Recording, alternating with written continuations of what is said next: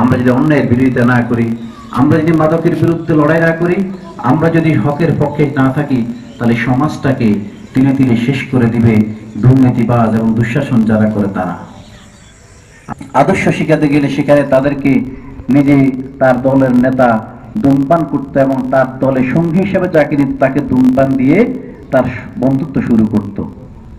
জামাত ইসলামী, ইসলামী ছাত্র শিবির বা যুব সমাজ আমাদের আজকে এই শুধু যুব সমাজকে, ছাত্র সমাজকে সে মাদক থেকে, ধূমপান থেকে, অন্যায় বিচার থেকে বর্ডার টেবিলের দিকে ডাক দিচ্ছে হাসতানি দিয়ে।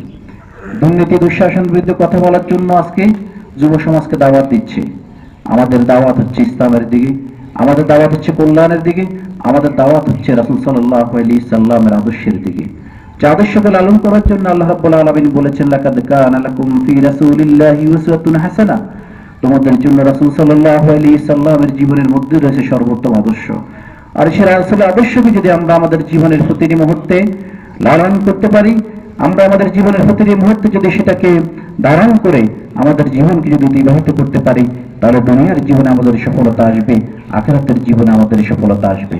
আমাদের পিতামাতা, আমাদের অনেকের পিতা আছে বাহিরে, দেশের বাহিরে অনেক কষ্ট করে টাকা উপার্জন করে, ছেলে সন্তানের ভবিষ্যতের কথা চিন্তা করে লেখাপড়া করা, কিন্তু তার ছেলে এবং তার আত্মীয় স্বজনের ভিতরে যুবক যারা আছে বিদেশে থেকেও ভালো চাকরি করেও তাদের যদি টেনশনে থাকে যে সমাজ ব্যবস্থা, এই সমাজ ব্যবস্থা আমার ছেলে ভালো আছে কি খারাপ আছে, এই অবস্থা তারা সবসময় উদ্বিগ্ন থাকে।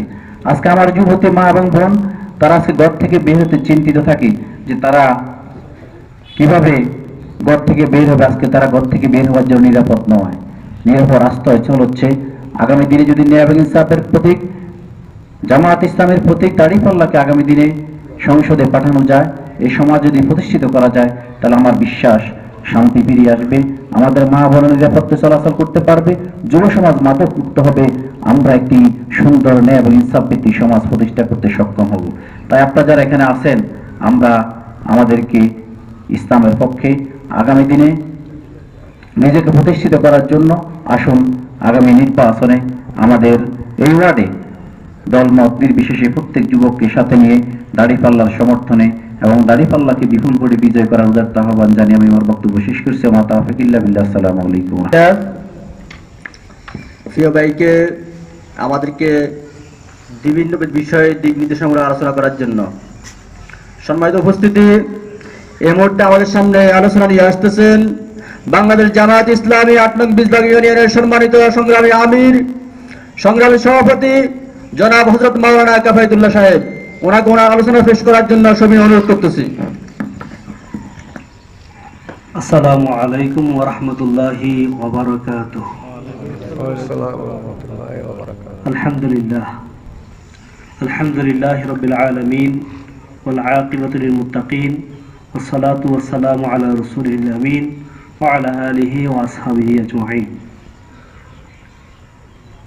বাংলাদেশের গণমানুষের প্রিয় কাফেলা বাংলাদেশ জামাত ইসলামী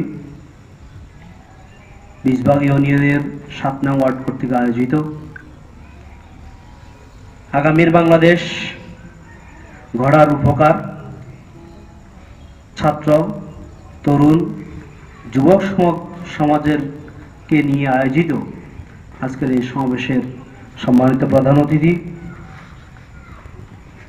৮ নং বিজবাগ ইউনিয়নের গৌরব, বিশিষ্ট ইসলামী চিন্তাবিদ, শিক্ষাবিদ, বাংলাদেশ জামাত ইসলামী শামবাগ উপজেলার সংগ্রামী সেক্রেটারি জনাব নুরুল আফসার সাহেব, মঞ্চভূমিষ্ঠ জামাত ইসলামী ৮ নং বিজবাগ ইউনিয়নের সংগ্রামী সেক্রেটারি জনাব আবুল বাশার ভাই, অত্র ওয়ার্ডের সম্মানিত সভাপতি মাহমুদুল নবীর হাসান ভাই, বিশিষ্ট ব্যবসায়ী জনাব দিদার ভাই সহ মঞ্চভূমিষ্ঠ অতিথিবৃন্দ, আমার সামনে একান্ত আত্মরাত্মীয় দিয়ে ভাইরা, আল্লাহ তাআলা শুকর আদায় করছি আপনাদের সাথে মিলিত হতে পেরে। বলছি আলহামদুলিল্লাহ। আলহামদুলিল্লাহ।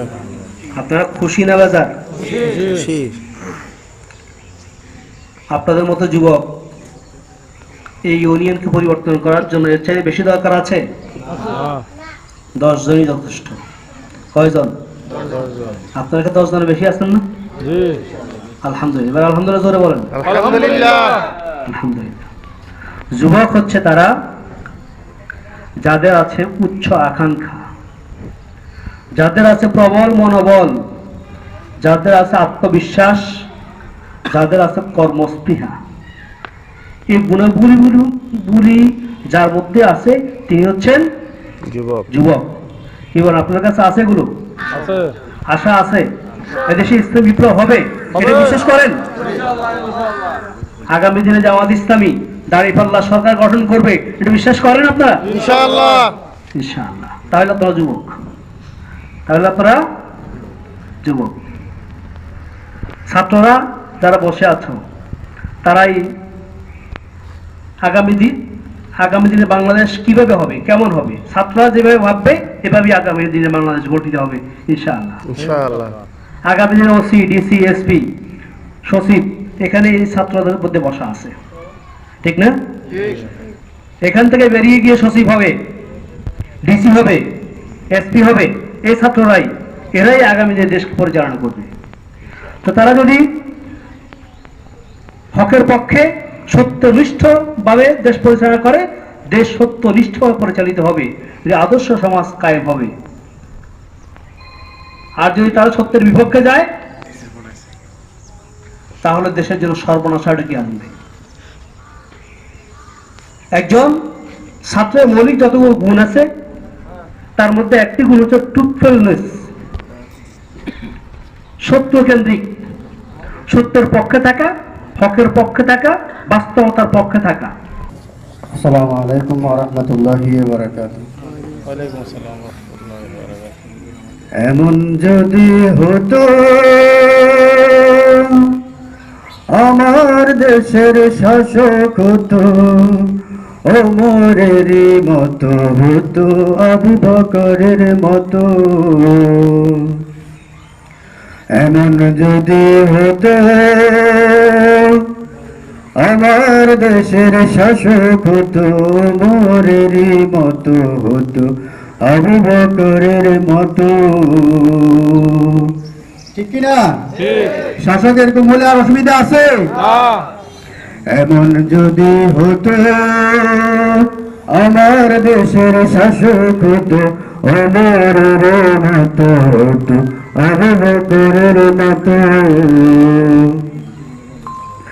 প্রজার দুঃখে তাদের চোখে আসতো না রে ঘুম, দেশের ভেতর পড়ে যেত শান্তি সুখের ধুম। প্রজার মুখে তাদের চোখে আসতো না রে ঘুম, সারা দেশে পড়ে যেত শান্তি সুখের ধুম। গরিব দুঃখী বোকা নাকা নাহি পাওয়া যেত, যদি আমার শাসক হতো ওমরেরই মতো। এমন যদি হতো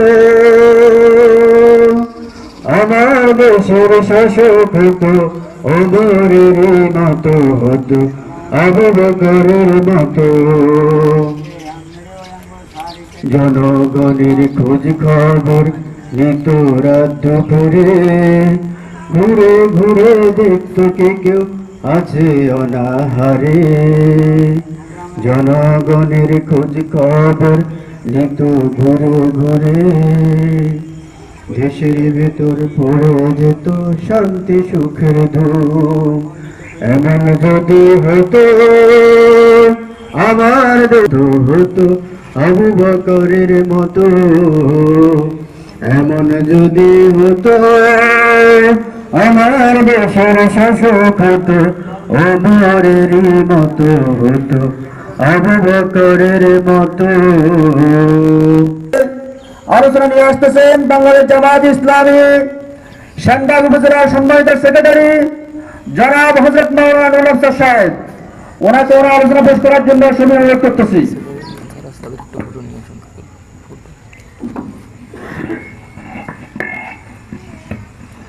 আসসালামু আলাইকুম ওয়া রাহমাতুল্লাহ। ওয়ালাইকুম আসসালাম ওয়া রাহমাতুল্লাহ। নাহমাদুহু ওয়া নুসাল্লি আলা রাসূলিহিল কারীম। قال الله تعالى في كلامه المجيد والفرقان الحميد أعوذ بالله من الشيطان الرجيم بسم الله الرحمن الرحيم وأخرى تحبونها نصر من الله وفتح قريب وبشر المؤمنين صدق الله المولانا العظيم বাংলাদেশ জামাত ইসলামী ৮ নম্বর বীজবাগ ইউনিয়নের ৭ নম্বর ওয়ার্ড কর্তৃক আয়োজিত আজকের এই যুব ও ছাত্র সমাবেশে উপস্থিত রয়েছেন অত্র ইউনিয়নের সভাপতি সেক্রেটারি সাহেব সহ অত্র ওয়ার্ডের সভাপতি সেক্রেটারি এবং কর্মী ভাইয়েরা, যুবক তরুণ ভাইয়েরা, দু একজন মুরব্বীও রয়েছেন। আপনাদের সবাইকে নিয়ে আল্লাহ রাব্বুল আলামিনের শুকরিয়া আদায় করছি। ফুরি আলহামদুলিল্লাহ। রাসূল সাল্লাল্লাহু আলাইহি ওয়াসাল্লামের উপর দরুদ ও সালাম, শুহাদায়ে সালেহিনদের আত্মার মাগফিরাত, আমাদের মুরব্বিয়ান যারা কবরবাসী তাদেরও মাগফিরাত কামনা করে সংক্ষিপ্ত সময়ে সংক্ষিপ্ত আলোচনা শুরু করতে যাচ্ছি। মহান আল্লাহ রাব্বুল আলামিন তার অপার অনুগ্রহে আমাদেরকে এখন পর্যন্ত হায়াতে বাঁচিয়ে রেখেছেন, সুস্থ রেখেছেন এবং তারই মনোনীত দিন ইসলামী আন্দোলনে শরীক হওয়ার তৌফিক দিয়েছেন। আজকে সেই আন্দোলনেরই ডাকে সাড়া দিয়ে এই প্রোগ্রামে, এই সমাবেশে উপস্থিত হওয়ার তৌফিক দান করেছেন। সেজন্য আমরা শুকরিয়াও আদায় করেছি, আবারও শুকরিয়া আলহামদুলিল্লাহ। আলহামদুলিল্লাহ। আমি শিবির করি বলার সাহস 54 বছরে কেউ দেখাতে পারেনি। ওই জায়গায় শিবির মিছিল করেছে, দায়িত্বশীল ঘোষণা করেছে, নির্বাচনের তফসিল ঘোষণার পর প্যানেল দিয়েছে, প্যানেল বিজয় হয়েছে। ঠিক কিনা বলে? এটা কি দুনিয়ার বিজয় নয়? এটা দুনিয়ার বিজয় নয়? যেদিন ফ্যাসিস্ট বিদায় হয়েছে, ওই ওয়াকার শুধু দু এক দলের লোকদেরকে ডাকলে পাইতেন। প্রথমত আমিরে জামাতকে ডেকেছে, কল করেছে। এটা কি বিজয় নয়? এরপর বিদেশে যাবেন, যারা আমরা বড় বলে চিৎকার করে তাদেরকে শুধু নিয়ে গেলে পাইতেন। তা না করে জামাতের প্রতিনিধিও সাথে নিলেন। এটা কি বিজয় নয়? আবার সেখানে যাওয়ার পর আরেকটা ঘটনা ঘটেছে, আপনারা জানেন, যেটা হইল যাই সেখানে বড়রা যেখানে হিমশিম খায়, সেখানে ছোটদের কদরের কোনো সীমা নেই। কি দেখেন নাই? আর ফ্যাসিস্ট এই কথাই বলতো, হাতি গড়া জলে তল, বেড়ায় বলে কত জল। আর এখনকার সেই বড়রা তারাও বলতে চায় আমরা বড়রা থাকতে তোমাদের কি কাম। আর সেখানে দেখাই দিল লোকেরা, বড়দের যেখানে পাত্তা নাই সেখানে দাওয়া করে, স্লোগান দিয়ে দর করে, সেখানে ছোটদেরকে কি সুন্দরভাবে রিসিভ করে। এটা কি দুনিয়ার বিজয় নয়? সর্বশেষ কথা হচ্ছে, আমরা যাহা ধারণা করেছিলাম তার চেয়ে বেশি পেয়েছি, আলহামদুলিল্লাহ। ফিসিস যাওয়ার সাথে সাথে সেই দিন থেকে কয়েকটা দিন আমাদের চিন্তা ছিল একরকম, কিন্তু আমরা দেখতে পেলাম এর পর যতই দিন যাচ্ছে পরিবেশটা হয়ে গেল আরেক রকম। কি বলেন? আমরা চিন্তা করেছিলাম তারা গিয়েছে, বাকিরা হয়তো একজোট হয়ে দেশ পরিচালনার জন্য অপেক্ষাকৃত এই দেশের সেই সংখ্যানুপাতিক হারে যার অবস্থান নির্ণয় করবে। কিন্তু দেখা গেল তা নয়, বরঞ্চ আমরা চাই যেইভাবে যতটুকু আশা করি না এর চাইতে জনগণ আমাদেরকে বেশি সাপোর্ট দিচ্ছে, আন্তরিকতা দেখাচ্ছে, সমর্থন জানাচ্ছে। এটাও বিজয়ের একটা সূচনা এবং নিদর্শন, ঠিক কিনা বলেন? অতএব শেষ কথা হচ্ছে, ওই বিজয়টাকে যদি চিনিয়ে আনতে হয়, ওই বিজয়টা যদি আমাদের গড়ে তুলতে হয়, ফসল যদি জমিন থেকে কেটে গড়ে তুলতে হয়, তাহলে আমরা এখন যে অবস্থায় আছি এটাতেও নয়, আরও বেশি পরিশ্রম করতে হবে, শ্রম দিতে হবে, আকাশে নিংড়াইতে হবে, পরিচর্যা করতে হবে, যেখানে যে কাজ দরকার করতে হবে, মানুষের দ্বারে দ্বারে যেতে হবে। তিনি এই আন্দোলনের দাওয়াত তথা এবারকার ইসলামের পক্ষে রায় দেওয়ার জন্য মানুষদেরকে দাওয়াত দিতে হবে, হবে কিনা বলেন? এই ক্ষেত্রে কাহাকেও কোনো ভয় করার প্রয়োজন নেই। এখন আর কেউ মোবাইল করলে এখানে পুলিশ এসে মিয়ারহাটের এই আদর্শ উচ্চ বিদ্যালয় মাঠ ঘেরা কার করিবে না, ঠিক কিনা বলেন? অতএব কোনো ভয় নেই। আবার কেউ যদি চিন্তা করে, একটা ভিডিও ভাইরাল হয়েছে, বললো যে লাঠি লাঠি লাঠি প্রস্তুত করো, কয়টা? বললো 10টা, কয় না 100টা।